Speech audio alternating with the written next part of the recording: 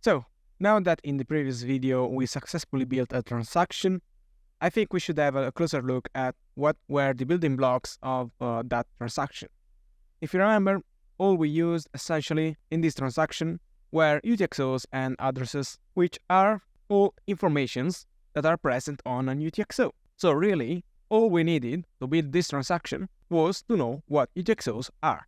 We used one UTxO for input, we generated automatically an UTxO for output, and we specified a UTxO for output. This is all we did. We spent one UTxO and we created two UTxOs. For this reason, this video we will go ahead and try to understand better what is really present on a transaction output. So transaction output in reality are just data. In fact, we have a class over here input PS that is the UTxO class that we did also use implicitly in the previous video. Here exactly when we query UTxOs at this address, the address UTxOs internally is making a bunch of calls to the UTxO constructor in order to give us the UTxO. So if you want to know better what this UTxO constructor is, you can have a look here at the plu-ts documentation. We are over at plutus-data. You find the link in the description. And we are here over off-chain. And then Cardano Ledger TS, which is the submodule where all the ledger-related definitions are. And we are over in classes. And if you scroll a bit, well, of course, you will have a link also. But if you scroll a bit, you will find the UTxO class. So here you will see that it has, of course, one constructor, and the only parameter is an interface, so an object that has only two fields. This is very similar to the JSON form that we saw in the console in the previous video. So we have an UTxO reference as a field, and resolved is an interface of a transaction out. So a resolved unspent transaction output is just address output, and that is where the data is. As we know, the transaction output reference, or UTxO reference also, is nothing more than the transaction hash of the output generated, the output, and the index in that transaction for that output. So this is the reference of the transaction output that we have here. So the real data is over here in the interface for the transaction as four fields. The first is the address, and this is always present. And the second that is always present is the value. These two are the most basic transaction output that you can find. Of course, a transaction output is just a general interface for the class of the transaction output over here, which has also a bunch of methods, and will have also the same is it implement that UTxO interface. It implements also the same. So as I was saying, the most basic information that you will find are the address and the value, and the other two fields are the datum, which is probably for us the most important piece of information, since we are here to learn how to write smart contracts and how to interact with contracts, and datums are one of the two pieces of information that we can use to directly communicate, and the other one is the reference script. The reference script is an optional field, and it allows you to attach a script or a smart contract to a UTxO, and this can turn useful in various occasions. It is essentially the equivalent of deploying a contract. So if you want to deploy a contract, all you need to do is compile the script and attach it to an UTxO, or you do not have necessarily to deploy a contract to use it. And we will see how, even though there are various benefits on attaching it. So back to this transaction output, these are the four fields that we are interested. So if we go back to our repository, we know that to get ourselves an UTxO, all we need is an UTxO reference. And these can be object with ID, and here we'll use a fake ID just for the bit, of course, a transaction hash. So as we see here, all the data that we are really interested in is not really on the UTxO, but rather is on a field of the UTxO, which is transaction output. Then is what we are looking for. So here we will not construct an UTxO, rather a TxOut, and we can, of course, access the TxOut constructor always from. Now we can specify our fields. So the first field that is important to us is the address, as we just saw, and we will use our own address that we got from Spring for now. This is the address that I got from Journal.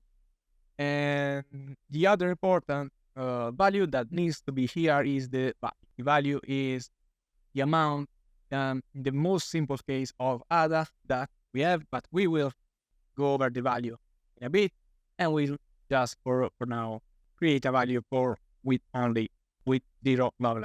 Of course, no such value exists because there is no point having a transaction out with no log losses, but this is just to see what we can do to construct the transaction. As I was saying, the other important field is the datum, and here we spend a bit. For now, we just use a new data E from yes, which stands for integer, and we'll use also here 0. We'll see what does this mean later in this video.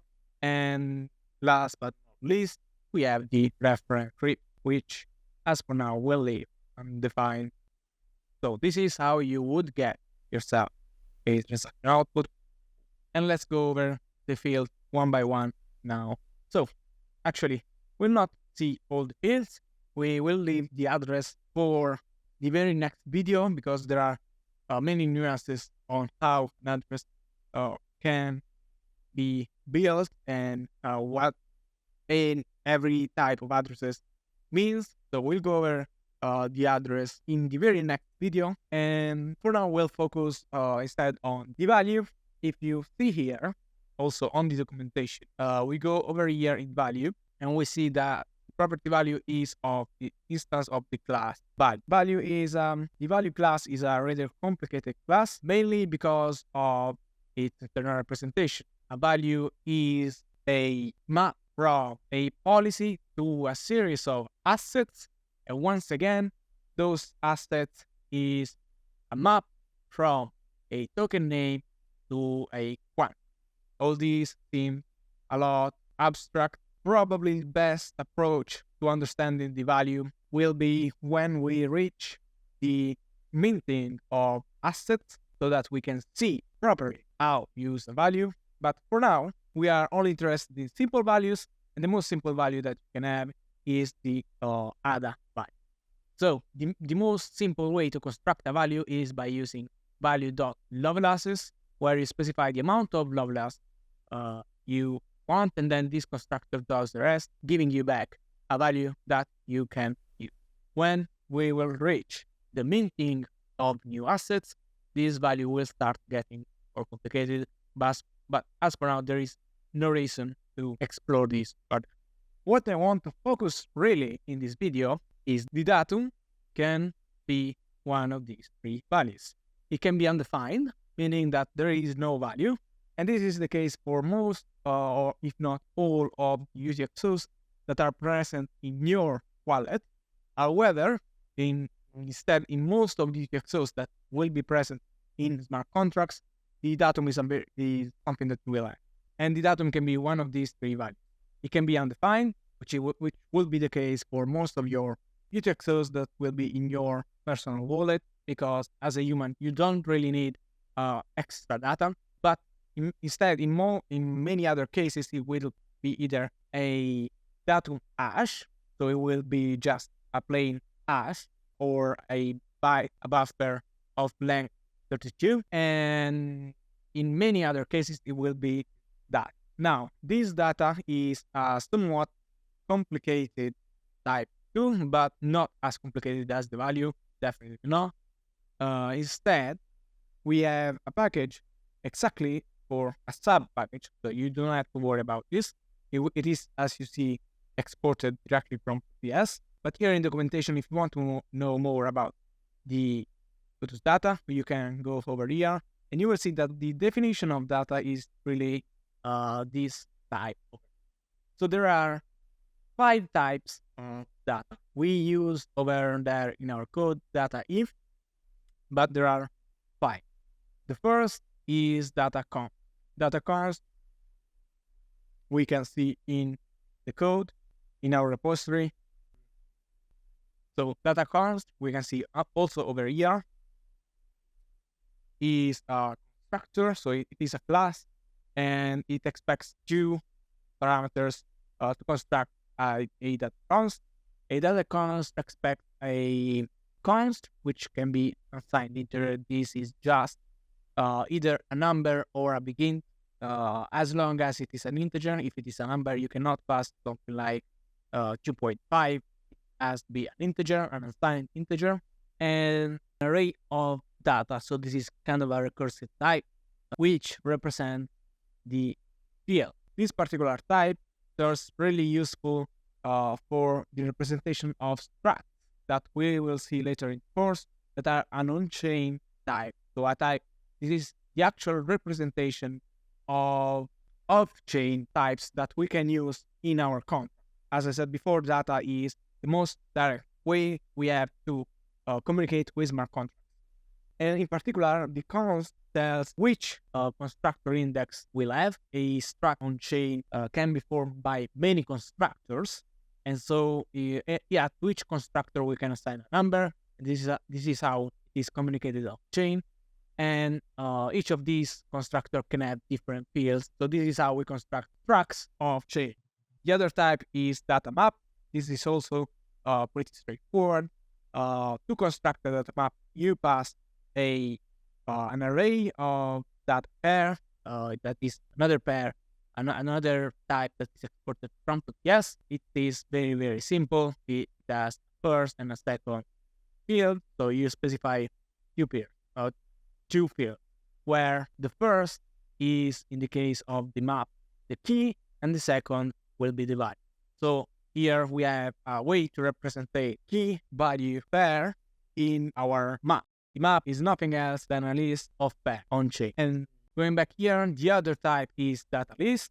This is very similar to the const that we saw here, except that we do not have a const, but we only have field. Data list works exactly the same way. It is essentially an array of data. And this can turn useful in many occasions. Non-recursive types of data are data E and data B. Data E is used to represent integers. So in fact, to construct the data E, you only need to pass a number or a begin, and the default 0. And this is how you represent number. This is how you communicate numbers from the off-chain to the on-chain. And the other one, the only one left, is data B. Data B is short for bytes.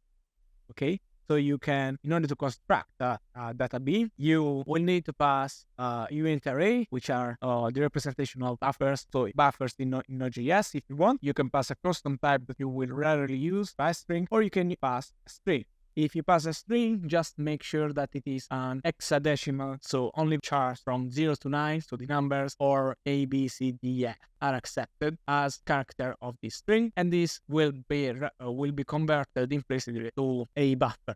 So this is how the data is structured. And in the case of our transaction output, when we generate a transaction output, as we did here with our transaction that we built, what we are doing here implicitly with this object is constructing a transaction output.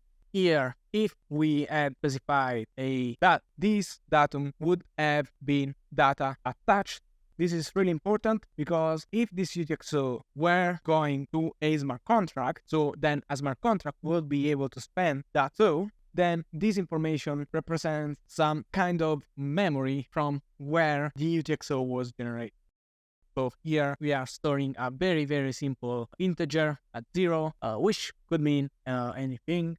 But as we just saw, the data object can be much more complex, and we can express many more types with data. And this is effectively, in a way for the contract to remember the past before spending the UTxO. If it is a contract, we can show that we are attaching some data. If we go back, we will modify just for a second the old code that we used in the previous video, and we will specify here a datum, u, data, e, and we use a 0 here. So what we have here is a different output that is always going Bob. If we go back here and we run npm run start to call the main function, we will be submitting a transaction to Bob again with the data, but this time, as we see also in the transaction here, we have a new value on the output that is going to Bob. Still data, but there is some data attached. If we go back over to eternal and we look at the address of Bob, well, it will take a while for the transaction to reach the chain, so give it a couple of seconds. Okay, and we see that Bob did receive our transaction. And if we click here on the transaction that we just received on the Bob wallet, we see that there is some additional information here, which is our 00, our integer that was specified.